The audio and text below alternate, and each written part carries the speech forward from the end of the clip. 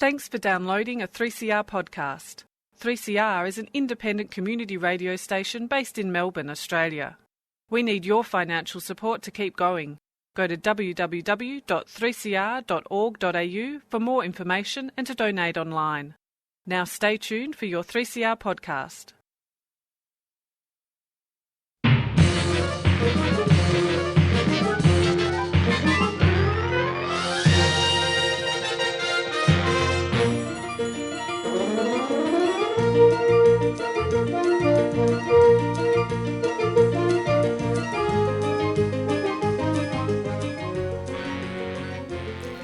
Hello, welcome to another episode of Lost in Science, the best half an hour of science you will get in your ears this week, anywhere on the planet. You're joined by me today, Lyndon, and I'm bringing a bit of a special show to you this week. The next couple of weeks we will be talking about the science that we loved most from the year and kind of wrapping up 2025 with a nice scientific bow. But for this week's episode, I wanted to bring you an interview, a conversation with a PhD student over in Perth who has come home from a trip to Switzerland with the biggest, shiniest, fanciest trophy that you can get in the science communication space. Today we're going to be talking to Tammy Lee, who is doing a PhD in WA. And she was crowned this year as the winner of not only FameLab Australia, but FameLab International as well. What is FameLab? Great question. FameLab is the largest science communication competition and training program in the whole world. FameLab is 20 years old. It started as a part of the Cheltenham Festivals in the UK in 2005, and it discovers and trains and promotes new voices in science. So the program and the competition is for early career researchers, master's students, PhD students, or people who have finished their PhD within 5 years. And from the program's beginnings in the UK, FameLab has grown and grown and grown, and it's been run in over 30 countries around the world. It's brought together over 200 partner organisations, over 40,000 scientists and engineers. And the goal of the competition is simple. The researchers get 3 minutes and they have to explain their work to people who aren't experts in their field. They are judged according to the 3 C's of FameLab. The participants get training in this as well, so it's a great opportunity for them to develop their skills, and then they're judged. They are judged on the content that they deliver, so they have to talk about their work in a scientifically accurate way, acknowledge any controversies, acknowledge any issues. They have to be accurate in their science delivery, but they also have to be clear. Their work has to be understood by people outside their discipline. So the use of jargon, technical language is not going to help anybody here. And also, the presentation has to have charisma. And Tammy Lee, for the first time ever, has brought home the trophy, the international trophy for Australia. So I think it's a really big thing to celebrate. It's amazing that it hasn't been on the news more, that we've got, technically, according to this competition, Australia's brought home the trophy for the best science communicator in the world. So we'll be having a chat to Tammy about her research, what she does, how she does it, and then how she found this process of being part of FameLab, what she learned, what it was like going over to Switzerland and representing Australia in this competition. And then at the end of the show, we'll even get a chance to listen to the audio from Tammy's winning presentation. So stick around, a great chat coming up.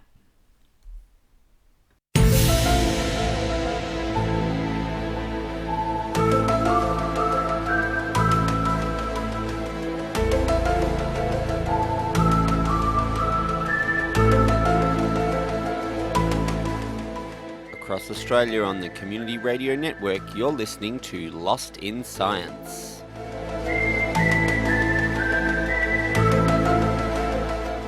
Welcome back. You're listening to Lost in Science, and with me I have Tammy Lee from the University of Western Australia. Tammy, thank you so much for joining us today. Lyndon, thank you so much for having me on Lost in Science. Now, before we get into your award-winning year that you've had, I'm wondering if you could tell us a bit about your career and particularly your PhD, what your research is about. So if we go back, I started doing my Bachelor of Science at UWA, University of Western Australia here in Perth. I majored in anatomy and human biology and genetics. Now, I knew I wanted to be an embryologist. And if we get a little bit personal, the reason that I wanted to be an embryologist was I myself was an IVF baby. So I was conceived in the lab and I really wanted to work in the lab, help more people to build their families. So that was my goal. I did everything I could, worked really hard in my honors, networked as much as I could, and I was lucky enough to get a job as a trainee embryologist after my year of honors. So I've been working for 7 years now in the lab of a fertility clinic, so working with all the sperm, eggs, and embryos.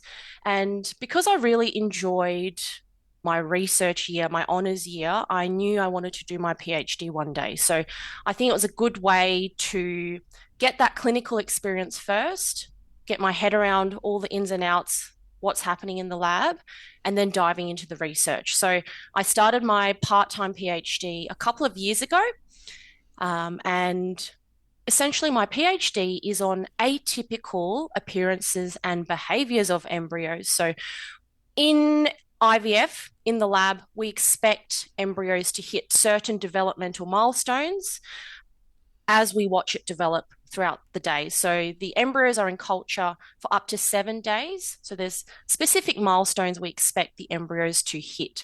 But this doesn't always happen.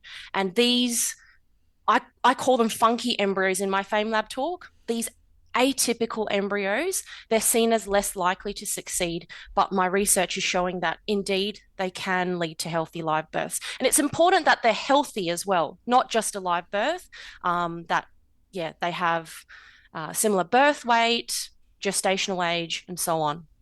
That research, I do want to talk about FameLab, don't worry, but I'm fascinated by the research component of this. So I understand looking at these funky embryos, for some people who are going through an IVF journey, you might only get funky embryos, or it might be only the funky embryos left. Exactly. Your research, what's the method that you use? Are you kind of searching through lots and lots of data from families who have tried funky embryos over decades, or are you kind of running trials, not field trials, but mouse model trials? What does the research look like? So the clinic that I work at, Fertility North, here in Perth, we were one of the first clinics in Australia to implement time-lapse incubation. So what it is, it's a special incubator that takes images of the embryos every 10 minutes across 7 different focal planes, excuse me, and essentially, we can see every single division it does, whether there are some funky thing that maybe shouldn't be there or is abnormal, but we're moving away from abnormal and calling it atypical now. We have thousands of embryos across over a decade. So I'm going back retrospectively, looking at some of, the images, essentially, all those embryo videos. Wow, that's fascinating. I could ask you more questions about your research, but I feel as though you've probably spoken a lot about it of late, because you have been, in the last 6 months, winning awards all over the place for your science communication, particularly through FameLab, which is, as we spoke about in the intro of the show, an international competition, science communication competition. There are national heats, there's a national there's state heats, there's a national final in Australia, and then there's an international one. And you have not only crowned the Australian FameLab champion, but in November you were the international winner. That's so amazing. Congratulations. It's such an exciting thing. you have been crowned the best science communicator in the world. How does that feel? I think that title is a little bit too much. Maybe just winner of FameLab International. I read it off the website. The world's best science communicator, Tammy Lee, PhD student. Yeah. As I say, I think that's a bit too much, but it's incredible. I still can't believe it. Like weeks later, even I was just starting to accept that I won the national finals, but yeah, I did not expect to win the international finals. I was. So the international finals was going to be a hybrid event. So some people presenting online, some people presenting at CERN. So yes, the finals was at CERN in Switzerland, which was incredible.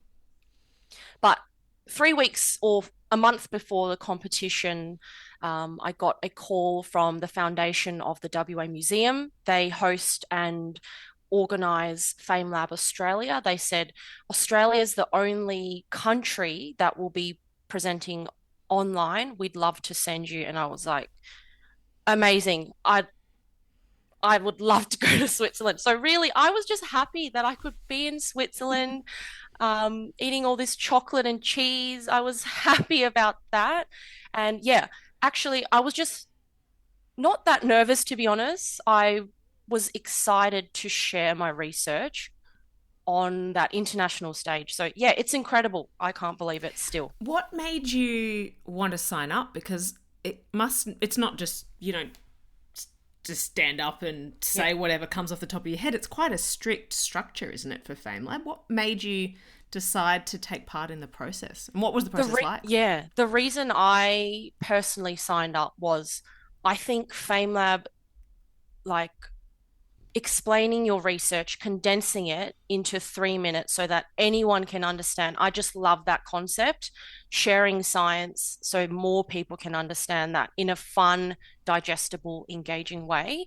And I really wanted to challenge myself as well and improve as a communicator. So throughout FameLab as well, we are given so much training at each stage of the competition. So when we apply, we have hundreds of people across Australia zooming in for this masterclass. And then the next stage in the semi-finals, we get even more. And then the finals, the training process was incredible. I really wanted to get to the finals to get that masterclass training. So yeah. And also the actual process itself, we're working on this 3 minute presentation for so many months. It's every word that you say counts. So 3 minutes is not that long to talk about your PhD, your research. So yeah, I've learned that you can improve on something. You can continually work on something and rehearse it, refine it, get feedback from other people to really, try get it to the best that you can.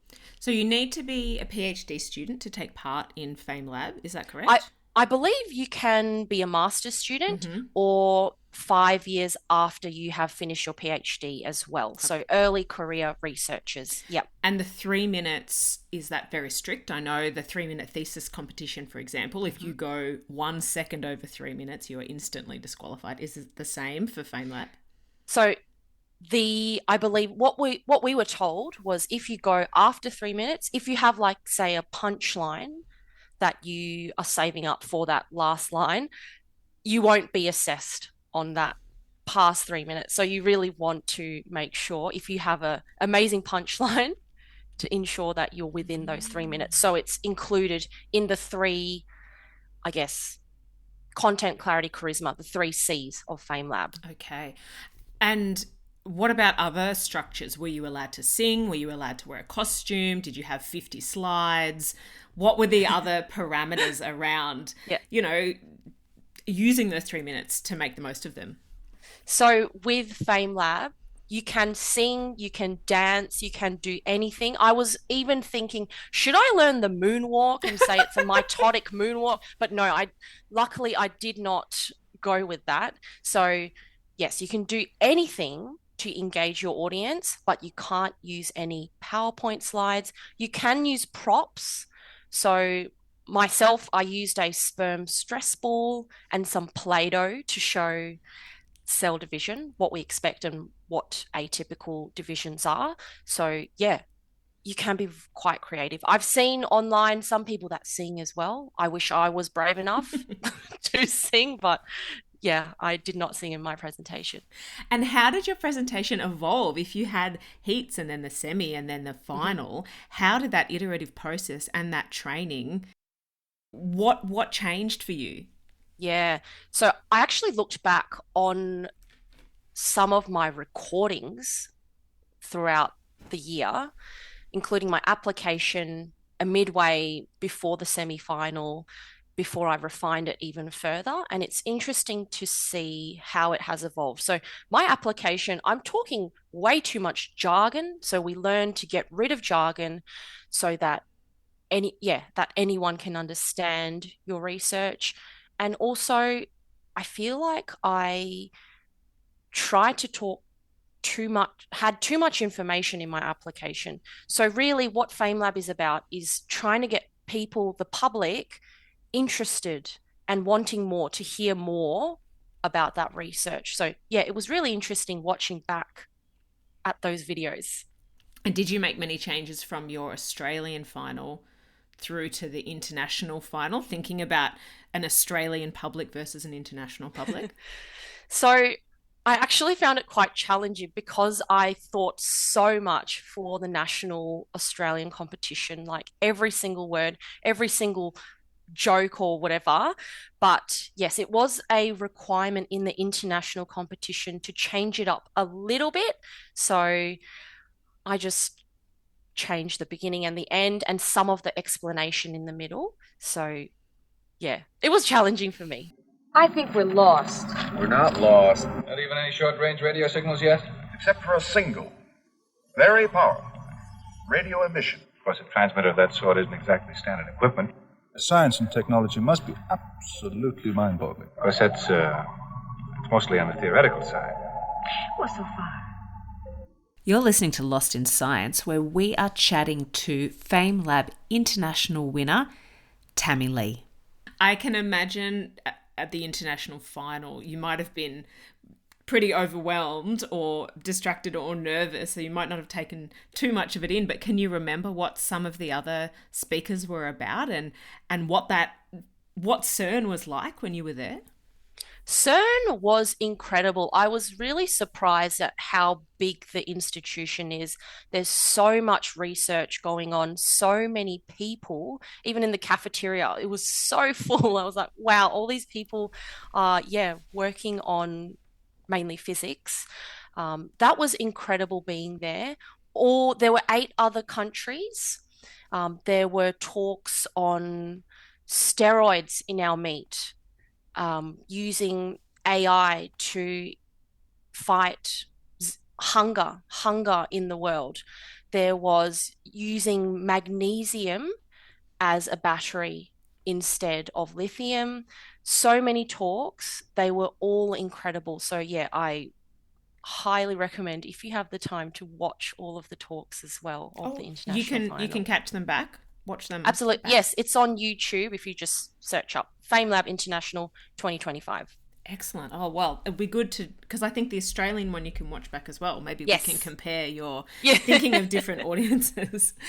Before I let you go, Tammy, I want to know what this means for you. You know, you've had this incredible adventure and now you're back with a big trophy, I assume.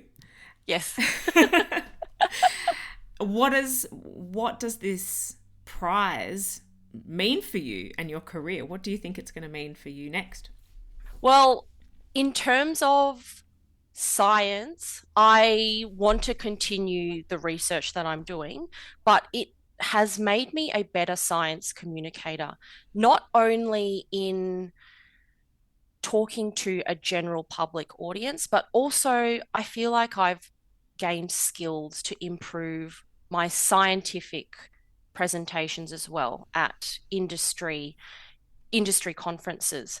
But also, I want to continue continue science communication and spreading the word of science. I have an Instagram called Test Tube Tammy, but I haven't really prioritized making these reels to educate the public. But yeah, it's definitely given me a push. So I'd like to continue science communication, whether it's, talking to people like you on podcasts, on radio, or even on Instagram as well, so it reaches more people. Do you think it's changed your interaction with patients or with people within your discipline, as well as communicating more broadly? I think also understanding that sometimes I noticed I was speaking jargon to patients, and it is a very emotional time for these patients coming through the IVF process. So yes, I think it's made me more empathetic to communicate their treatment to them as well. Mm-hmm. Yeah. Finally, for anyone who is an early career researcher or who is realizing that this communication aspect can be a part of your research journey, do you have any advice for somebody who's just starting a master's or a PhD who's thinking, I'd really like to do that? Say yes to every presentation that you have. So I feel like before I started my PhD, my potential supervisor at the time, so my current supervisor, he said, yes, do this. He pushed me to do so many presentations. So every presentation you feel less nervous and you're more comfortable on the stage. So my advice would be say yes to presentations, apply for FameLab. You learn so much, and also you make some nice friends as well out of it too. And you're all in it together doing your PhDs, and you experience it together. So I think just put yourself out there. Don't be scared. The more you do it, the less scary it becomes. And own the stage when you're up there. Owning the stage and having fun while you're up there. It sounds so easy when Tammy says it, right? But in reality, for many people, that's quite hard. So another huge congratulations from the Lost in Science team to Tammy Lee, PhD student at the University of Western Australia and at Fertility North in Perth, who has taken home the FameLab International trophy. If you want to learn more about Tammy and what she does, you can follow her on Instagram and TestTubeTammy, or look at the FameLab footage on the FameLab YouTube channel. You can see the finalists from this year. If you search for FameLab Australia, you can also see the FameLab Australia final, which was held at the Museum of Western Australia over in Perth back in September. There's some incredible work that's being done by early career researchers all around the country. And to round out the show, let's have a listen to the audio from Tammy's award-winning presentation, not the one that she delivered in Perth, but the one that she delivered in CERN in November, about funky embryos.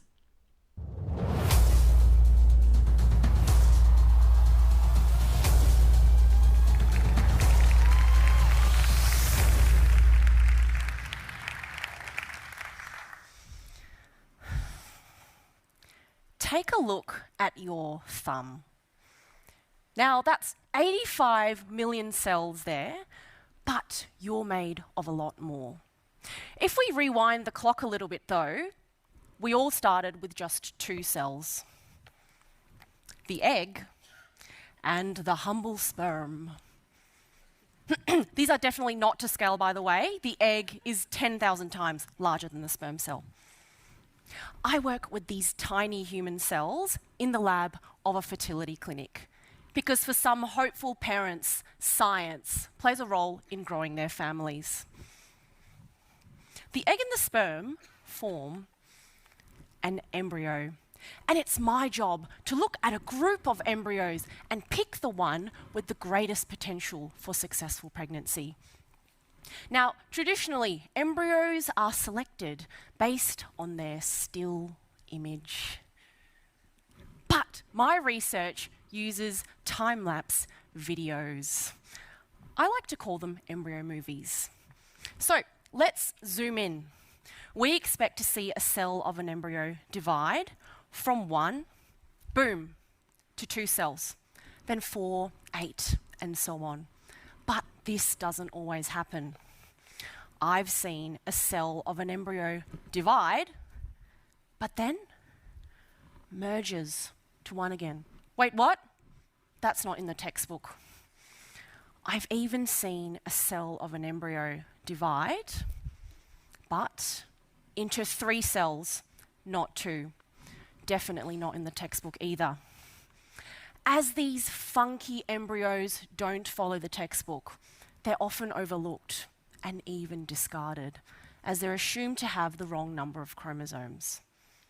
But for me, I wanted to know, do these funky embryos have potential? And are we dismissing those that deserve a chance? Because for that hopeful parent, the funky embryo might be all they have in the lab. Their one chance at having their baby. So, for my PhD, I watched the movies of these funky embryos, frame by frame, and some of them can make it. They can self-correct by removing abnormal cells from forming part of the embryo entirely. And they can implant and become healthy, beautiful babies.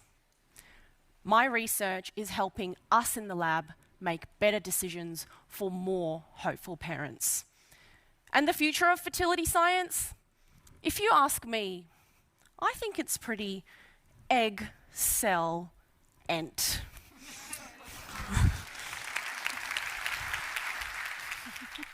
And that's all we have time for this week on Lost in Science. This episode was recorded on the lands of the Wurundjeri people of the Kulin Nation and is broadcast nationally through the Community Radio Network with support from the Community Broadcasting Foundation. If you'd like to get in touch with us, please send us an email at lostinsci@gmail.com, or you can just tune in again next week to hear me, Lyndon, Claire, Chris and Stu get lost in science.